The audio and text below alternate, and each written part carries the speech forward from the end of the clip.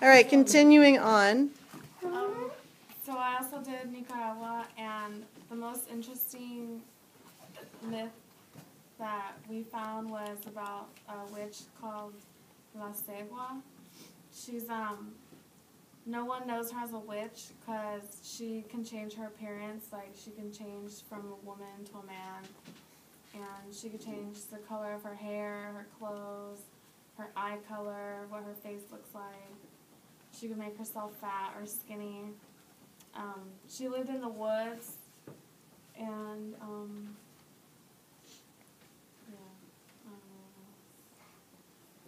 Did she die in the end? Did she kill people? Did she have babies? Did she make babies? Did she eat babies? Dude, that's crazy, man. What if she hook up with? Yeah, she really doesn't. She doesn't do anything. She does. People just don't know who she is.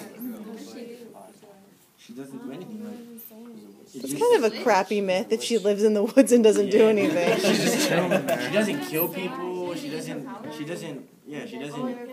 have powers to. I read it and it said that she just seduces guys so that no one forgets about her. And she could keep doing it because she could change her appearance. So does she then procreate? Does she have herself some little children?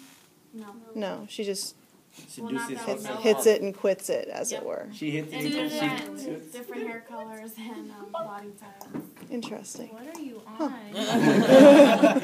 I'm on some salchichon.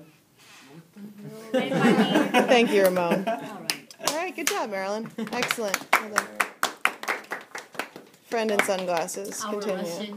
Cool guy. I was in group with Jordan and Miguel.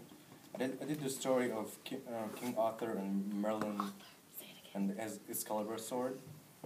So basically, it was a time when magic was like kind of basic thing, in the time of Merlin, like dragons and stuff.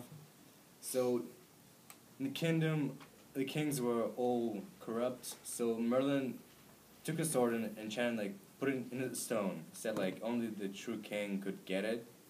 So like everybody tried to get it, but they couldn't take it out. So like, and Arthur is like a normal peasant. He doesn't not even in the royalty. He just took it out and he came to the castle. He was proclaimed the king. And him and his his soldiers at a round table ruled the nation very much. They helped the people around England. Well, it's like the positive side of him. The bad side that when he heard that there's gonna be a guy who was gonna change or take his throne, he wanted to kill like every baby in England to prevent that. Yeah. Did they kill everybody? No, except for one. One was saved. All right. That's it. Great. Good job. Hey, man, go look at the name of that other. Before the next person goes, can we get the window shut and the AC on? Because it's You don't wanna talk shutting about off because of the AC. All right. Eddie. Okay, I was in a group with Renaissance, and we did the turtle and the shark and the myth of Tagaloa. The god what? I'm going to say the one about Tagaloa because she wants to talk about the turtle and the shark, Okay. which mine is smaller. It's basically about a fight between fire and water. There's this big explosion, and then a king octopus appears out of nowhere, basically. And then the story jumps after the octopus appears. The world is basically submerged underwater, and a magical god appears to apparently repopulate the world because everybody's dead. And then there's something about a lizard. I'm guessing that's the last thing that was alive, a lizard, because it would walk like a human. And then the world started to repopulate with the help of the god. That's about How did the god help repopulate? Spreading his man seed? It didn't say, it just said the world started to repopulate. Have fun. He pooped out people. I'm guessing he just made people. Yeah. Okay. Stop breaking the table. Okay, kid who's not in our class, talk.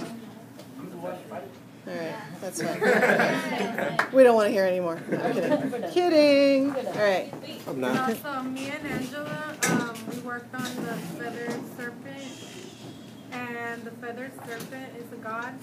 And at first he made Mudman, but they couldn't walk or see, couldn't do anything. So he got rid of them, and he made men out of wood. And well, they were helpful because they built their houses and everything, except they didn't have a heart or soul. So he got rid of them, and that's the end. Isn't that Alright. like Adam and Eve? Yeah. Speak up a little bit. I couldn't hear your question. What did you Oh, say? is it like Adam and Eve, like the story? And she said, yeah. Cool. Thank you. Good job. Come on, Renaissance, clap. Oh, I'm tired. Weak, Renaissance, weak. All right. So I did the Native American culture, and one of the stories was like the creation myth, and the twins myth was like tied into it as well. And with the creation myth, there was like this tree and like a hole around it, and then this like really curious, dumb lady was like, "Oh, I'm gonna go look at the tree," even though she was supposed to. And she, Sky like, Woman? Is that yeah, what the she's sky called? Yeah. woman. Oh, this is like in the sky, by the way, and like the earth is just water and wind and little sea animals. And then, and so then she fell like in the hole, and then she like grabbed the land, but like she fell and taking down with her like the land from the sky world.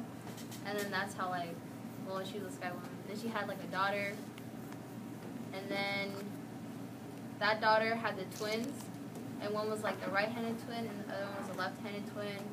And the right-handed twin was like jolly good and like making all these beautiful things like flowers and sunshine. And then like the left-handed twin was making serpents and lightning, and he was just bad. And then when the mom died of the twins, the sky woman like put some of the sky world dirt onto her grave, and then that's how like life began to like form. And then with the help of the twins, they were just making like all the little creatures. Cool. Good job.